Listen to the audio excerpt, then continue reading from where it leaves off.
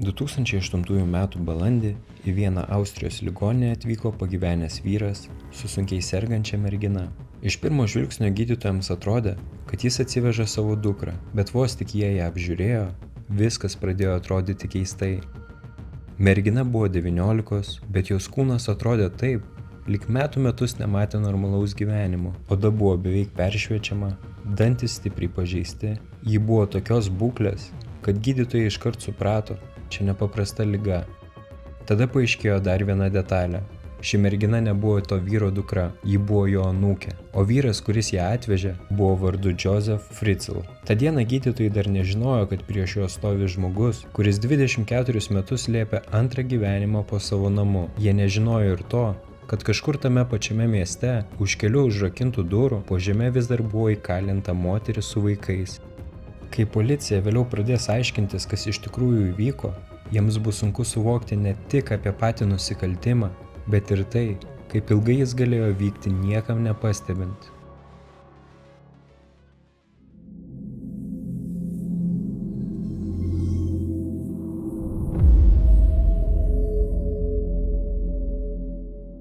Šios istorijos pradžia Amstetenas, nedidelis miestas Austrijoje. Joseph Fritzl gimė 1935 m. balandžio 9 d. Jo tėvas paliko šeimą, kai Josephui buvo vos 4. Motina jį augino viena. Iš išorės Fritzlio gyvenimas vėliau atrodė gana tvarkingas. Jis tapo inžinieriumi, vedė, susilaukė vaikų, turėjo namą, darbą, reputaciją. Toks žmogus kaimynams atrodė tarsi įprastas žmogus ir būtent tai vėliau šią bylą padarys dar baisesnę. 1956 metais, kai Josephui buvo 21, jis vedė. Kartu su žmona susilaukė 7 vaikų, 3 sūnų ir 4 dukrų. Viena iš jų buvo Elizabeth, gimusi 1966 metais. Namuose Fritzlis buvo ne tik griežtas tėvas, jis valdė šeimą baime. Vaikai ir žmona patirdavo smurtą, bet Elizabeth dažnai priešindavosi labiau nei kiti. Dėl to ji tapo vienu pagrindiniu jo taikiniu.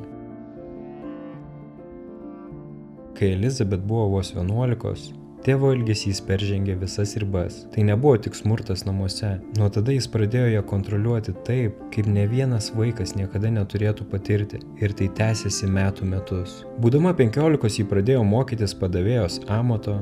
Namai jai buvo vieta, iš kurios norėjosi pabėgti.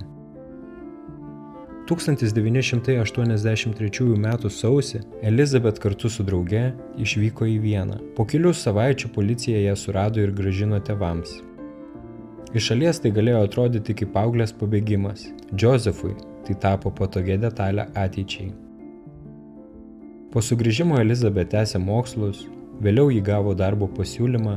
Tai galėjo būti jos šansas pagaliau atsitraukti nuo tėvų kontrolės, bet jos tėvas jau buvo ruošęs kitą planą.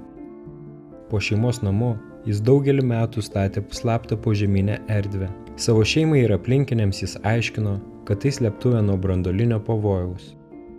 Tuo metu šaltojo karo metais tokia istorija neskambėjo visiškai netikėtai, tik tai nebuvo slėptuvė, tai buvo kalėjimas. 1984 m. rugpjūčio 28 d. Elizabeth buvo 18. Ta dieną tėvas paprašė jos padėti rūsyje, esą reikia prilaikyti duris. Ji nusileido žemyn, kai įlaikė duris, jos tėvas staiga ją puolė. Jis uždarė ją požeminėje patalpoje, panaudojo eteriu suvilgytą rankšluostį ir laukė, kol ji praras sąmonę. Kai Elizabeth atsibudo, jos senas gyvenimas buvo pasibaigęs. Požeminė patalpa buvo paslėpta už mažo įėjimo ir sudėtingos užraktų sistemos. Prie durų reikėjo pereiti per kelias užrakintas zonas. Fritzlis buvo pasirūpinęs, kad tik jis galėtų ten patekti. Viršuje tuo metu viskas atrodė taip, lyg Elizabeth būtų tiesiog dingusi. Josephas ir jo žmona pranešė policijai apie dukros dingimą. Josephui tereikėjo pateikti istoriją, kurią policija galėtų priimti. Jis pasakė, kad Elizabeth pabėgo ir prisijungė prie sektos, bet Elizabeth jau buvo kartą pabėgusi iš namų. Todėl policijai versija, kad ji pabėgo dar kartą, atrodė įmanoma. Tada atsirado laiškas. Elizabeth jį parašė ne savo noru. Jos tėvas privertė ją parašyti, kad ji pavargo nuo šeimos, kad jos neieškotų ir kad priešingu atveju ji išvyks iš šalies. Šis laiškas uždarė bylą. Policija nusprendė, kad Elizabet dingo savo noru. Tuo metu ji buvo vos keli metrai po savo šeimos namais. Pirmus metus po žeme ji gyveno beveik visiškoje izoliacijoje. Džozefas leidosi žemyn beveik kasdien. Jis atnešdavo maisto, kartais kitų reikmenų, bet svarbiausia, jis ateidavo kontroliuoti ir smurtauti. 5 metus Elizabet tame Rūsyje buvo viena. Vėliau gimė pirmas vaikas. Per 24 metus nelaisvėj Elizabet pagimdė 7 vaikus. Visų jų tėvas buvo Joseph Fritzl. 3 vaikai buvo išnešti į viršų, juos skirtingų metų palikdavo prie namų durų kartu su laiškais, kuriuos priversdavo parašyti Elizabet. Laiškuose buvo teigiama, kad ji nebegali pasirūpinti vaikais ir prašo tėvų juos auginti. 3 vaikai augo viršuje. Kiti 3, Kerstin, Stefanas ir Feliksas, liko po žeme su Elizabet. 7 vaikas, berniukas Michaelis, mirė netrukus po gimimo. Jis turėjo kvėpavimo problemų, medicininės pagalbos nebuvo, Fritzlis vėliau jo kūną sunaikino. Elizabet visus vaikus pagimdė Rūsyje, be gydytojų, be ligoninės ir be normalios pagalbos. Keisčiausia, kad socialinės tarnybos nekartą lankėsi Fritzlio namuose. Vaikai juk neva paliekami prie durų, tai turėjo kelti klausimų. Bet Fritzlis visada sugebėjo pateikti istoriją taip, kad ji būtų priimta. Vis dėlto ženklų jau buvo. Kai antras vaikas buvo paliktas prie namų, Josefo žmona Rosemary papasakojo socialiniai darbuotojai, kad prieš vidurnaktį išgirdo kūdikio verksmą. Jie atidarė duris ir rado vaiką vežimėlyje. Tada suskambo telefonas. Balsas kitame gale, neva Elizabet, atsiprašinėjo, kad paliko vaiką.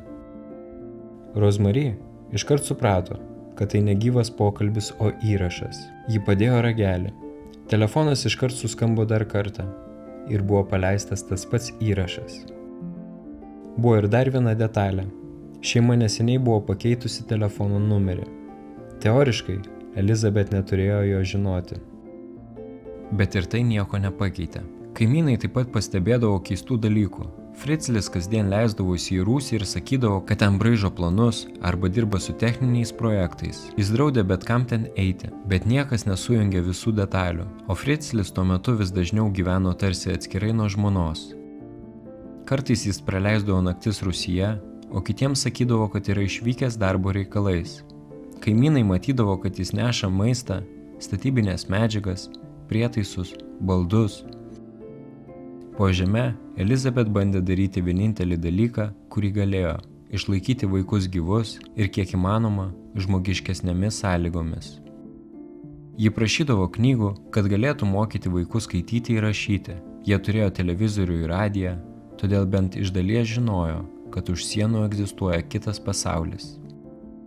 1994 metais, po 4 vaiko gimimo, Josefas leido praplėsti požeminę erdvę. Ji buvo padidinta nuo maždaug 35 kvadratinių metrų iki maždaug 55 kvadratinių metrų. Tai vis tiek buvo ankšta, žema, drėgna patalpa po namu.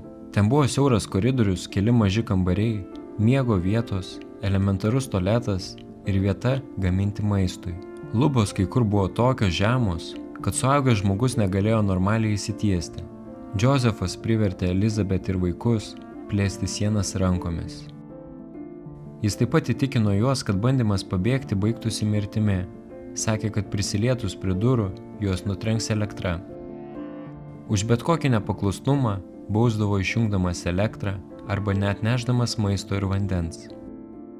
Įsivaizduoti tokią vietą sunku, bet svarbiausia čia ne sienos. Svarbiausia, kad virš jų gyveno šeima.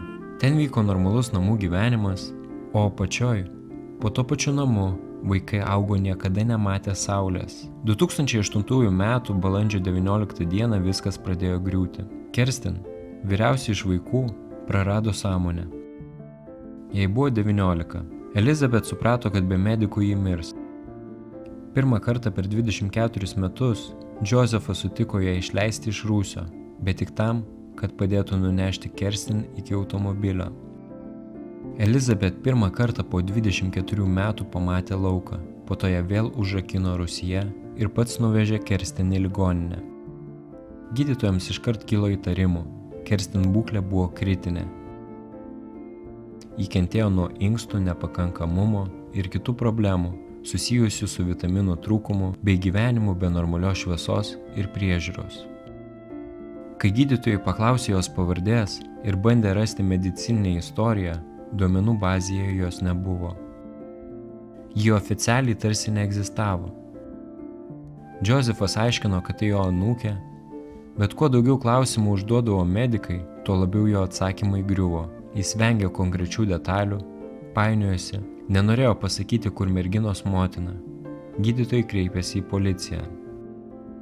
Balandžio 21 dieną policija viešai paragino Elizabeth atsiliepti ir pateikti dukros medicininę informaciją. Buvo atnaujinta sena jos dingimo byla, Fritzlis vis dar laikėsi tos pačios senos versijos, jis net pateikė dar vieną laišką, kurį, kaip ir ankstesnius, buvo privertęs ją parašyti.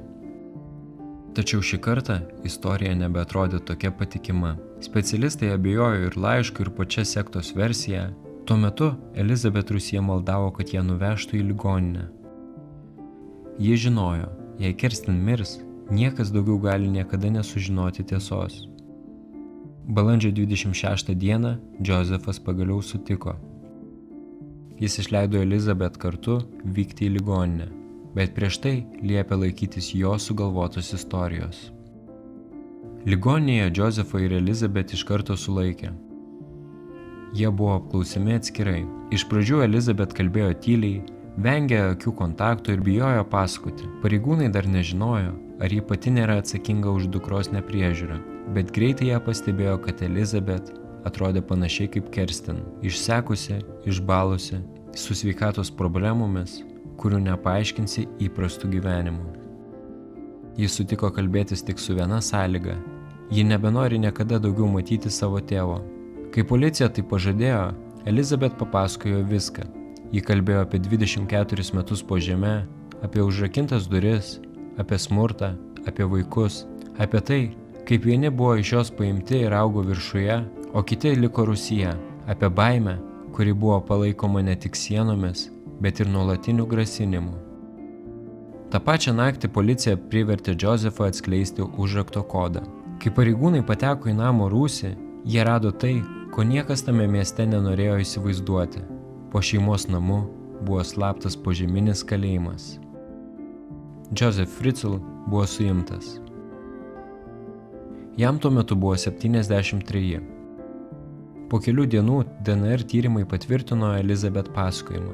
Visi 6 išgyvenę vaikai buvo biologiniai Josefo vaikai. Tyrimo metu buvo rasti ir laiškai, kuriuos Josefas vertė Elizabeth rašyti. Kai kurie jų rodė, kad jis planavo ateityje ją sugrąžinti į visuomenę. Pagal jo versiją jis būtų pasakojęs, kad neva išgelbėjo dukrą iš sektos. Tai jis darė todėl, kad senstant jam darėsi vis sunkiau išlaikyti požeminę šeimą. Apklausose Josefas pripažino daugelį faktų, bet bandė jos aiškinti savaip. Jis kalbėjo taip, lyg turėjo 2 gyvenimus, vieną viršuje, kitą po žeme. Jis bandė save vaizduoti ne kaip pagrobėją, o kaip žmogų, kuris saugojo dukrą. Tai buvo ciniška. Jo paties žodžiai ir veiksmai rodė maniją kontroliuoti. Elizabeth jam nebuvo žmogus su savo gyvenimu, ji buvo kažkas, ką jis norėjo uždaryti, pasisavinti ir izoliuoti nuo visų. Prasidėjo teismas. Josefas buvo kaltinamas dėl daugybės nusikaltimų, išžaginimo, pagrobimo, neteisėto įkalinimo, pavergimo ir vieno vaiko mirties dėl nepriežiūros. Pirmą teismo dieną jis pripažino ne visus kaltinimus. Buvo net sakoma, kad jis nėra monstras, nes per šventes neva nuneždavo vaikams kalėdų eglutę, bet tokios detalės nieko nekeičia. Kalėjimas netampa namais vien todėl, kad jame pastatai eglutę. Elizabeth neturėjo stovėti prieš savo tėvą ir dar kartą išgyventi visko gyvai, jos parodymai buvo įrašyti, kad ji galėtų išvengti tiesioginio kontakto. Po jų Fritzlio pozicija pasikeitė, jis pripažino kaltę dėl visų kaltinimų. Joseph Fritzl buvo nuteistas kalėti iki gyvos galvos. Jis gavo galimybę prašyti lygtinio paleidimo tik po 15 metų, bet bausmė buvo atliekama specialioj įstaigoje, skirtoje pavojingiems psichikos sutrikimų turintiems nuteistiesiems. Vėliau bėgant metams teismai nekartą svarstė, ar dėl amžiaus, silpstančios sveikatos ir demencijos jis gali būti perkeltas į įprastą kalėjimą. Bet ne tada, kai toks perkelimas buvo leidžiamas, teismas pabrėžė, paleidimas į laisvę nėra realus. 3 vaikai augę viršuje turėjo susitaikyti su tuo, kad visa jų vaikystės istorija buvo melas. Jie manė, kad motina juos paliko. Iš tikrųjų, ji visą laiką buvo po to pačiu namu. 3 vaikai augę Rūsyje turėjo mokytis pasaulio, kurio niekada nebuvo matę iš arti, saulės, gryno oro, atvirų erdvių, normalaus bendravimo. Elizabet turėjo gyventi su tuo, ką jai padarė žmogus, kuris turėjo ją saugoti. Namo rūsys buvo vėliau užpiltas betonu, pats namas galiausiai buvo parduotas, bet tokios istorijos neužsipila betonu. Ši byla tapo ne tik istorija apie vieno žmogaus žiaurumą, ji tapo klausimu visiems aplinkiniams. Kiek signalų galima nepastebėti, kol po tavo kojomis kažkas gyvena kalėjime. Jeigu šis video buvo įdomus, paspausk like, tai labai padeda kanalui augti ir pasiekti daugiau žmonių. Taip pat užsiprenumeruok kanalą, jeigu nori daugiau tokių istorijų. O jeigu nori prisidėti dar stipriau, kanalą gali paremti per Contribui arba tapdamas kanalo nariu. Tai leidžia kurti daugiau ir geriau. Ačiū, kad žiūrėjai. Iki kito karto.